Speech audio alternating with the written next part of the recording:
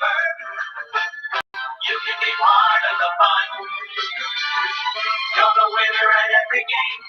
That's where the excitement begins. So catch Indian fever.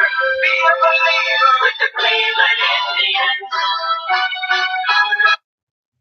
Hello, everyone, and welcome to the October 31st, 2018 Lake County Sentinel Podcast.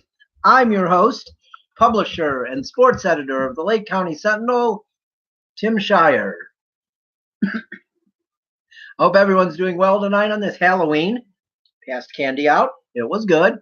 Ran out. Felt bad because I had the dilemma that you always fear when you're passing out candy on Halloween, that you have I had 3 Kit Kats left. And what happened? 4 kids came. Well, but actually the good part was it was 1 adult who had a bag for a baby and 3 kids. So she said, just give the 1 to each of the kids.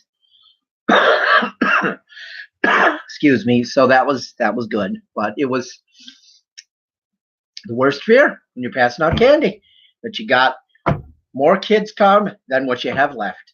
But thankfully it turned out okay. And we, the 3 kids got the candy, and the mother, she just went on to the next house. My neighbor was giving out good candy. He's a real good guy. My neighbor. He's a good guy, and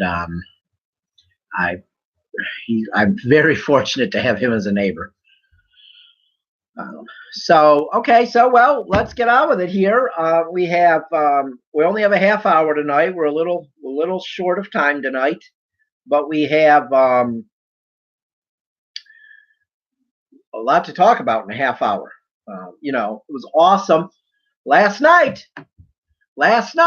your Cleveland Cavaliers notched their first win of the season. They did it. Change of coach, and what happens? They win. And I'm not saying it's solely because of Larry Drew, but they blew out the Hawks. Okay, let's face it. They blew out the Hawks. The Hawks did come in 2-5, and one of their wins had been against the Cavs, but the Cavs looked really bad against them in the home opener. Excuse me again. But last night, as you can go to LakeCountySentinel.com. That's Lake County, www.LakeCountySentinel.com, and read the article by our Cavaliers beat writer, Stone Lexington. Does a phenomenal job covering the Cavs for us. He wrote a brilliant article. The Cavs beat the Hawks 136-114. It was great. It was a nice way for Larry Drew to start his time as the Cavs interim coach this season, which is, hopefully is going to turn into the permanent position, which it should. He coached the Cavs 9 games last year in Ty Lue's absence, and they were 8-1, and now he wins tonight or last night, and now he's 10-1 as the Cavs coach. But of course, last night's the only one that counts. The ones from last year do not count because they count for Ty Lue. That's how it goes in sports. If it's just an interim coach or interim manager, the win goes to the manager, who's the manager of the team or the coach of the team at that time. So Larry Drew is 1-0. He's perfect as the Cavaliers head man, and it was nice. It was real nice to see. It was nice to watch. It was a good game to watch. It proved that they're not as horrible as people want to act like they are. Yeah, are they great? Are they going to blow out the Pistons, by this margin? No. Are they going to blow out the Celtics by this margin? No. Are they going to blow out the Sixers? No. But they may win some of those games. So I think last night was very positive. Very, very positive was last night's game. And I think that was good. So also some Indians news today. They signed Leonys Martin to a 1-year deal. They avoided arbitration with Leonys Martin. My son always corrects me on that. I grew up in the era where we didn't know how to say these guys' names from Latin America. We were stupid. We didn't know how to say anything. Like Ivan de Jesus, who played for the Cubs. When I was a kid, he was Ivan de Jesus. We had no clue. We didn't know. We weren't smart enough to know. But now, we know, and I guess I should start pronouncing their names correctly, because pronouncing names correctly is a good thing. I mean, so I think that's a nice little 1-year arbitration deal for the Indians. I think if he plays a full year here, he can be productive in that outfield. So, but I think, I think as most Tribe fans feel too, they have got to sign Michael Brantley. That's a no-brainer. Michael Brantley has to come back. How could you not re-sign Michael Brantley? You know what I mean? He's just such a big part of the team. He is the Indians. You think about it. He's been here so long. You can't let somebody like him just walk away. And they stuck with him too. So I believe that in itself, those two factors, they stuck with him. He's been here a long time. Hopefully that matters. And hopefully he comes back. I really hope he comes back. I can't imagine seeing him in another uniform. I couldn't say I can't imagine seeing him not in an Indians uniform. He wasn't for almost 2 years when he was hurt. But I don't want to see him in another uniform. Oh my gosh. And say he signed with a team in the division. That'd be horrible. To have to watch him play against us and beat us. Because he'd beat us. We know that's what happens when guys leave Cleveland. In any sport. Football, baseball, basketball. They beat us when they leave. So I think they have to resign Michael Brantley. I would be very disappointed if they didn't. I don't think they're in as bad a shape in the outfield as people think either, though. Because Zimmer's going to come back. Naquin can come back too. Naquin was having a really good year. Tyler Naquin was having a really good year when he got hurt. So I'm hoping that, with Zimmer healthy, Naquin comes back, Martin, if they re-sign Brantley, there it is. That's 4 out. That's a pretty good outfield. I think that's a pretty good outfield. So let's hope that stuff gets done and that,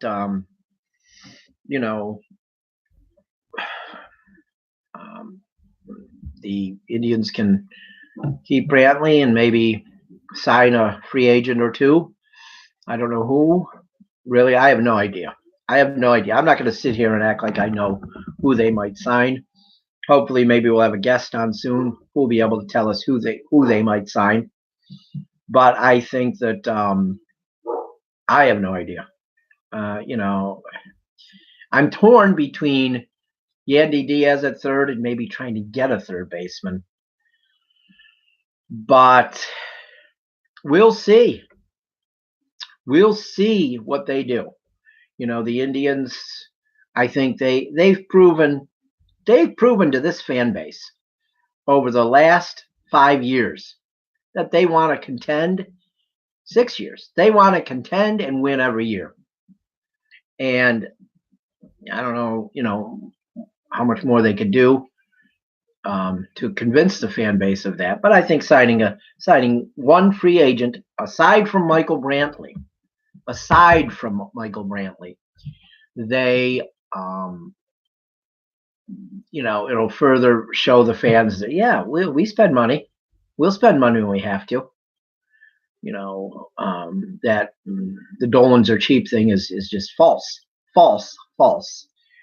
And I could argue about that all day because it's false. The Dolans are not cheap. Dolans are one of the best ownership groups in Major League Baseball, if not pro sports, okay, in the United States. They're a real good ownership group. They've done a lot with when you guys didn't show up. The fans didn't show up. When they were averaging like 18,000 a game, okay? When the fans didn't show up, and they rebuilt this team. Excuse me. They convinced the best manager in baseball to come and be their manager. I mean, I figure, if coming to work for the Indians was good enough for two-time World Series winning Terry Francona, it probably could be good enough for you to come and support the team. And I'm not saying go every game. Hey, I understand. It's expensive. Pro sports is expensive to go to a game. Any pro sport. It's expensive to go to a game. I go to games and sometimes I leave and I'm like, my God, I've got no money left. But that's the world we live in now. And, I don't know how to say, you should go spend money you don't have, because obviously you can't do that. But I know there's people who claim to be Indians fans, but they're not really. They support other sports and they enjoy talking badly about the Indians. It's just that they think it's the in thing to do. Let's talk badly about the Indians. Let's just talk badly about the Indians. Let's talk badly about the Indians and positively about the Browns. Always. I'm not going to get into that tonight. I'm not going to do that. I'll do it enough, but I'm not going to do it tonight. I wanted to spend time on the Indians and the Cavs, and a couple minutes here on high school football playoffs start this weekend. And there's a lot of teams from Lake County in the playoffs. And that's awesome. My hometown, Wickliffe Blue Devils, led by Coach Mars Porcello. They are in the playoffs for the third consecutive year. Yes, it was just, 10 years ago where they couldn't win a game. And now they made the playoffs 3 years in a row. Coach Porcello has done an amazing job with the Wickliffe Blue Devils, who only have 23 or 24 players on the roster. Yeah. And they made the playoffs again. They play at LeBray on Saturday at 7:00. All the other schools in the area are in. Nothing against them. Kirtland, a very good program run by Tiger Laverde. He's a real good guy. They're very respectful. They played at Wickliffe last week, and a very respectful program. Nice people, nice kids, nice coaches. Maybe the nicest, coaches and stat people I've encountered in my years of covering high school sports. Just really nice people. I was waiting all night for somebody to say something dumb, a comment that was crazy. No one did. They were just good people all night, and that was very refreshing after some of the programs I've seen.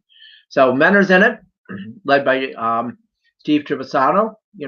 Hey, maybe this will be the year Mentor can get it done. I hear they have great defense this year. So we'll see. Lake County teams, let's hope they do it. Let's hope somebody can bring home a state championship, maybe multiple.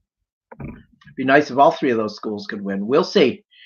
But that's going to do it for the sports portion of our show tonight. Now we're going to move in a minute here, just in a few seconds. We're going to move to the politics portion of the show. We'll be right back.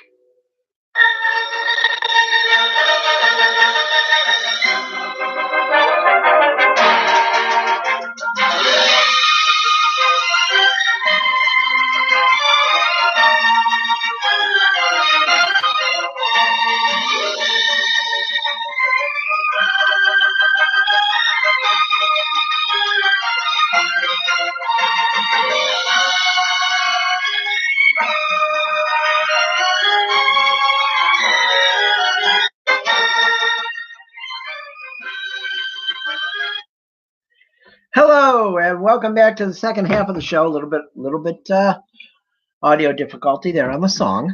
I'm not an audio technician, so I screwed up a little bit there. But so now it's time to talk a little politics for the next 14 minutes.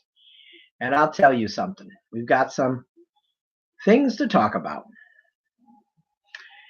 And one of them is the Lake County Commissioner's race.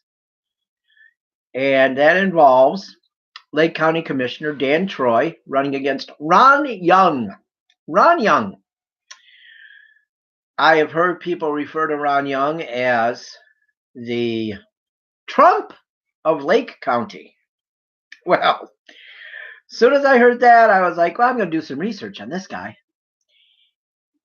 And my gosh, they were right. This guy is crazy. This guy is hateful and really doesn't have any solutions. He just likes ripping the other opponent or ripping the other guy. Okay. I got a thing in the mail today, one of those mailings, you get the mailings. And I found it very interesting that the Ron Young mailing, it really doesn't say too much. It doesn't really say what he's going to do. It's the same things that all Republicans always say they're going to do. Tax reduction and balanced budget. They always do that. They always say that. They never do it though. But they say they're going to. They don't do it because what they do. Well, they do lower taxes, but they lower taxes for the rich people, not for the everyday working guy. Job creation and retention. I like that one. This guy is a complete liar. This guy's a complete liar. Okay, I have lived in Wickliffe my entire life, most of my life. Okay, my family moved here in 1969, May of '69. Lived here until I got married. Moved away for 5 years, and then came back. So basically, I've lived here for 45 of my 51 years. I think that's a long time. I think I know the city pretty well. I think I know why things have happened here and why things don't happen here. Okay, one of the things I know that's on this false mailing by Ron Young is that it was Dan Troy's fault, his opponent, Dan Troy, the Democrat. He's blaming Dan Troy for ABB leaving Wickliffe. What a joke. What a joke. ABB left Lake County because they just didn't want to be in Lake County anymore. It wasn't because of Dan Troy. They've been looking for a way out of Wickliffe for probably 15 years. There's been rumors that they were moving. Okay? And they finally did it. They built somewhere else. It says here, Dan Troy sat back and watched ABB take 400 jobs away from Lake County and Wickliffe without ever meeting their executives. He is on the board of NOPEC, which lobbied to prevent any solution in Columbus that would keep the Perry nuclear plant open. So he's getting blamed for the Perry plant now too. Ron Young is not blaming First Energy for not knowing how to handle their nuclear plants. He's blaming Dan Troy. God, ridiculous. Such lies. Such lies. And they never tell you what they're going to do. They never tell you what they're going to do. This guy is unbelievable. Ron Young. Come on. We can't let this guy defeat Dan Troy. Dan Troy has served Lake County for a long time, and he's done a really, really, really good job. Any problems Lake County has had, or Wickliffe had losing losing ABB is not Dan Troy's fault. Okay. This is false. This is false. So when they say he is the Trump of Lake County, it seems pretty true because he's spewing lies. He's spewing lies about Dan Troy. And it's just ridiculous. The sad part is not that they spew these lies, not that they spew them. I expect politicians to do this because that's what they do. They spew lies. It seems like on the right side, and I'm going to say it. I don't care. You get the poor crybaby Trump people, saying, "Oh, you're just blaming the right, saying they lie." All politicians lie. That's their argument. That's their argument for telling lies. All politicians lie. Well, no, all politicians do not lie. But the politicians on the right, since 2016, when Donald Trump got elected, they lie all the time because that's just what they do. And they enjoy it. And their followers just eat it up. And they will argue with you that a lie is the truth. It's unbelievable. I can't even fathom what these people have become. These people have become blatant liars. They're no better than Donald Trump. Or they're no better than Ron Young. Because they support these guys. They know these guys are lying. Trump supporters know these guys are lying, but they don't care. They do not care. It all comes down to money. That's all they care about. So we got the Ron Young. And then you got Jim Renacci running against Sherrod Brown. Jim Renacci, king liar, king tax dodger. Jim Renacci. He's the king of dodging taxes. I mean, that's proof. Excuse me. Absolute proof this guy's a tax dodger. It's been fined over and over again. Keeps doing it. Keeps running for office. Well, he's about to be voted out, public life, because Sherrod Brown is about to take him down. I predict next Tuesday, Sherrod Brown is going to wipe the floor with Jim Renacci.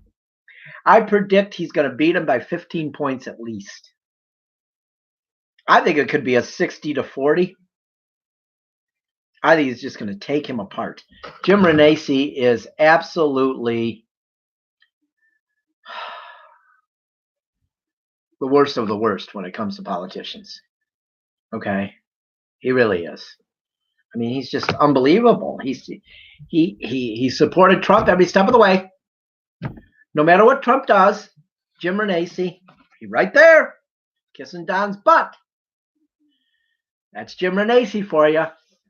Well, because they're both crooked businessmen.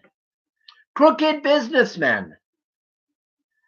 From what I understand, Jim Renacci owns nursing homes. Well, God rest the souls of my two parents. They're no longer with us. But if I ever had to put them in a nursing home, I would make darn sure they weren't Jim Renacci's nursing homes.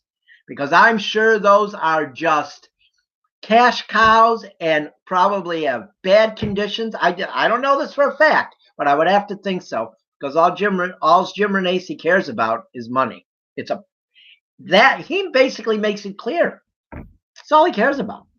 This guy's a true money guy, Jim Renacci. Okay. And then you got the governor's race.